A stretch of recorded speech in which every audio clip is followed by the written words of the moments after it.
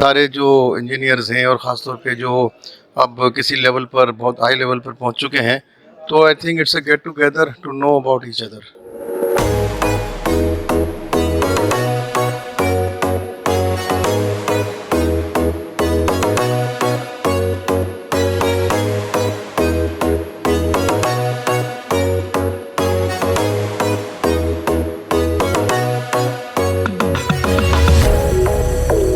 سر، یہ Pakistan engineering council deans conference کرا رہی ہے، یہ انیشیٹو لیا ہے پاکستان کی انجینئرنگ یونیورسٹیز، اور اس ڈین کانفرنس کا انیشیٹو کیسے دیکھتے ہیں دونوں کی کولیبریشن؟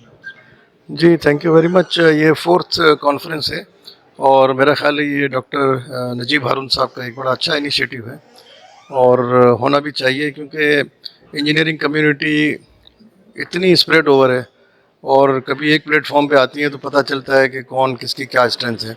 تو یہ conferences actually plate form provide کرتی ہیں کہ سارے جو انجینئرز ہیں اور خاص طور پہ جو اب کسی لیول پر بہت ہائی لیول پر پہنچ چکے ہیں، تو I think it's a get together to know about each other. کیا پاکستان میں جو کچھ یہاں پہ باتیں ہو رہی ہیں پاکستان کی انجینئرنگ یونیورسٹیز ان کو اڈاپٹ کرنے کے لیے اور اپنی انجینئرنگ تعلیم کے اندر انوویشن لانے کے لیے کتنی تیار؟ دیکھیں ابھی تو بہت کافی دور ہیں ہم. ابھی جو ہم کوالٹی اسٹینڈرڈس کی بات کر رہے ہیں اور ہم ایک وہ بھی سسٹم لے کر آئے ہیں آؤٹ کم بیسڈ ایجوکیشن. اس ایجوکیشن اس سسٹم کی جو تھیم ہے وہ یہی ہے کہ یہ اسٹوڈنٹ سینٹرک ہے. پہلے جو کنونشنل سسٹم ہمارا تھا وہ تو ٹیچر سینٹرک تھا، تو اب یہ اسٹوڈنٹ سینٹرک میں آنے کی کچھ ریکوائرمنٹس بھی ہیں. اسی لیے انجینئرنگ کونسل نے واشنگٹن اکارڈ سائن کیا ہے، اور واشنگٹن اکارڈ سائن کرنے کا مطلب ہے کہ ہمیں او بی سسٹم کو امپلیمنٹ کرنا ہے، اور اس کے کوئی 8 کرائٹیریا ہیں that have to be met. اب یہ کرائٹیریا کافی کمپلیکس ہیں، اتنا آسان نہیں ہے سمجھنا ان کو. آلدو کہ واشنگٹن اکارڈ کے جو 12 پی ایل اوز ہیں وہ تو فکسڈ ہیں، اور وہ 12 پی ایل اوز کی جو اٹینمنٹ ہے وہ اگر کسی انجینئر میں ہو جائے تو نتھنگ لائک اٹ.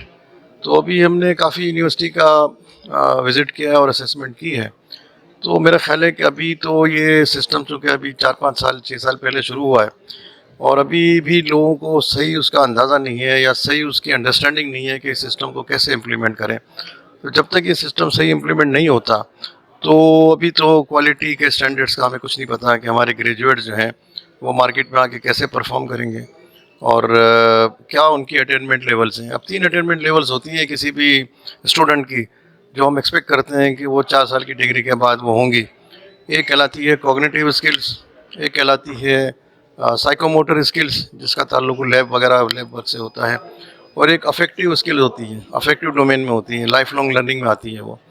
تو ابھی تو بہت ڈیفیکلٹ ہے اٹینمنٹ کو صحیح معنوں میں میجر کرنا، کیونکہ ہر جگہ پہ جہاں بھی یونیورسٹی میں نے وزٹ کیا ہے وہاں وہ بھی سسٹم کی بہت اچھی انڈرسٹینڈنگ لوگوں کو ابھی تک ڈیولپ نہیں ہوئی.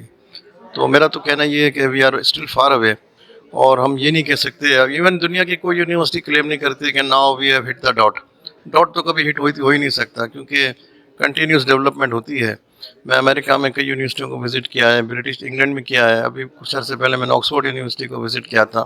اب آکسفورڈ یونیورسٹی آپ کو پتہ ہے وہ 1000 سال سے زیادہ پرانی ہے، لیکن ابھی بھی ان کے جو مینجمنٹ کے لوگوں سے بات کی، یہ سینئر پروفیسر تھے، وہ کہہ رہے تھے still we are learning and we are improving. So it means 1000 سال پرانی یونیورسٹی اپنے آپ کو کہتی ہے کہ ہم امپروو کر رہے ہیں.